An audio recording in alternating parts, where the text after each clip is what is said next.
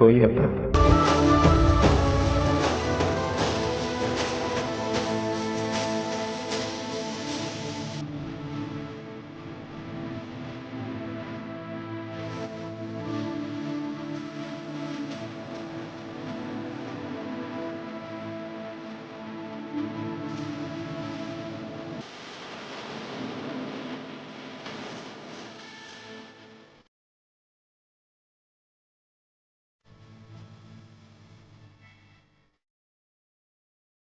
ಮಗನೇ, ನೀನು ನನ್ನನ್ನು ಬಾಯಿ ತುಂಬ ಅಪ್ಪ ಅಂತ ಕರೆದ್ಯಾ?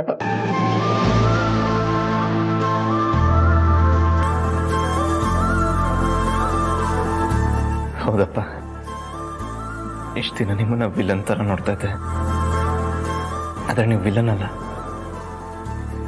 ನನ್ನ ಪಾಲನ್ ರಿಯಲ್ ಹೀರೋ ಅಂತ ಈಗ ಅರ್ಥ ಆಯಿತು ನನಗೆ. ಐ ಮಿಸ್ಡ್ ಯು ಅಪ್ಪ. I missed you a lot.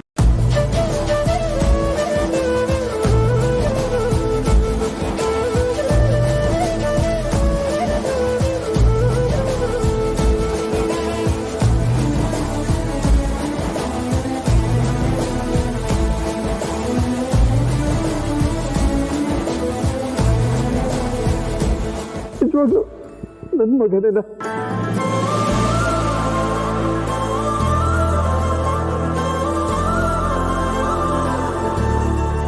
ಮಾತಾಡ್ತಾ ಇರೋದು ನನ್ನ ಮಗನ್ನ ಎಲ್ಲೂ ಓಕೆ ಆಗ್ತಾ ಇಲ್ಲಪ್ಪ. ಬೇರೆ ಈ ಖುಷಿನ ನಾನು ಹೇಗೆ ಅರಗಿಸ್ಕೊಳ್ಳಿ?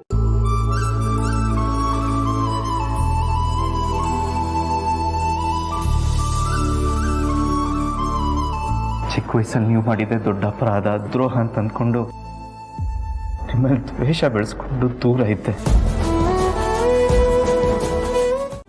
ನನ್ನಿಂದ ಆಗಿರೋ ತಪ್ಪಿಗೆ ದಯವಿಟ್ಟು ಈ ಮಗನ ಕ್ಷಮಿಸಿ ಅಪ್ಪ.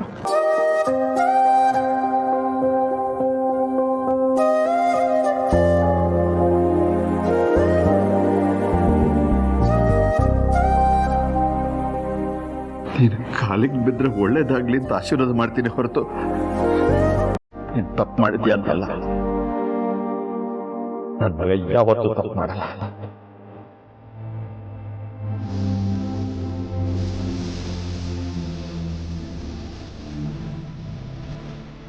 ಮಗನೇ, ಈ ಗಳಿಗೆಯಲ್ಲಿ ನಾನು ನಿನ್ನ ಕೇಳ್ಕೊಳ್ಳೋದಿಷ್ಟೆ.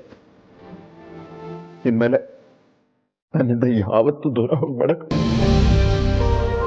ಸಾಯೋವರೆಗೂ ನಿನ್ನ ಜೊತೆನೇ ಇರಬೇಕು ಅಷ್ಟೇ ನನ್ನ ಆಸೆ. ಕೊನೆಗೆ ಉಸಿರಿರೋವರೆಗೂ ನಿನ್ನಿಂದ ನಾನು ಎಲ್ಲೂ ದೂರ ಹೋಗಲ್ಲಪ್ಪ. ಹಾಗೆ ನಿಮ್ಮನ್ನು ಎಲ್ಲೂ ದೂರ ಹೋಗಕ್ಕೆ ಬಿಡಲ್ಲ. ನನಗೆ ಬೇಕು, ನಿನ್ ಪ್ರೀತಿ ಬೇಕಪ್ಪ.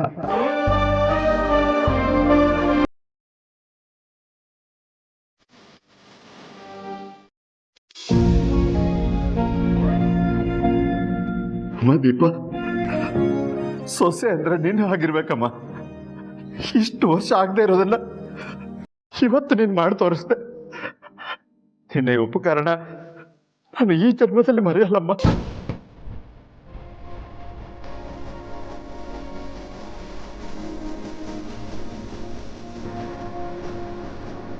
ಇಷ್ಟು ದಿನ ನೀವಿಬ್ರು ನಾನು ಅಂತೀರಾ ನೀವಂತೀರಾ ಅಂತ ಇದ್ದವರು ಇವಾಗ ಪ್ರೀತಿನೇ ನಮ್ಮ ಆಧಾರ ಅಂತ ಹತ್ರ ಆದ್ರಲ್ವಾ, ಅಷ್ಟೇ ಸಾಕು.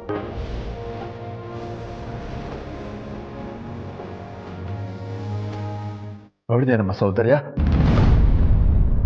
ನನ್ನ ದೀಪ ಎಷ್ಟು ಒಳ್ಳೆ ಕೆಲಸ ಮಾಡಿದ. ಅಪ್ಪ ಮಗನ ಒಂದು ಮಾಡಿಬಿಟ್ಲು. ಹೌದು ಮಾವ, ನಾನು ಈ ಮನೆಗೆ ಸೊಸೆಯಾಗಿ ಬಂದಾಗ್ಲಿಂದನೂ ನಿಮ್ಮಿಬ್ರನ್ನೂ ಒಂದು ಮಾಡಬೇಕು ಅಂತ ತುಂಬ ಪ್ರಯತ್ನ ಪಡ್ತಿದ್ದೆ. ನಿಮ್ಮಿಬ್ರನ್ನೂ ಒಂದಾಗಿ ನೋಡಬೇಕು ಅಂತ ನಂಗೆ ತುಂಬ ಆಸೆ ಇತ್ತು. ಆದರೆ ಅದಿಷ್ಟು ವರ್ಷ ಸಾಧ್ಯ ಆಗಿರಲಿಲ್ಲ. ಇವತ್ತು ಸಾಧ್ಯ ಆಯಿತು. ನನಗೆ ತುಂಬ ಸಂತೋಷ ಆಗ್ತಿದೆ. ಚಿರು, ಇನ್ನು ಮುಂದೆ ನೀನು ಮಾವ ಇಬ್ಬರು ಯಾವಾಗಲೂ ಖುಷಿಯಾಗಿರ್ಬೇಕು, ಸರಿನಾ? ಸರಿ. ಅದಕ್ಕೆ ಈ ಖುಷಿಗೆ ಕಾರಣನೇ ದೀಪ ಅಲ್ವಾ? ದೀಪ ನಿನಗೆ ಜೈ, ದೀಪಂಗೆ ಜೈ, ದೀಪಂಗೆ ಜೈ, ದೀಪಂಗೆ ಜೈ.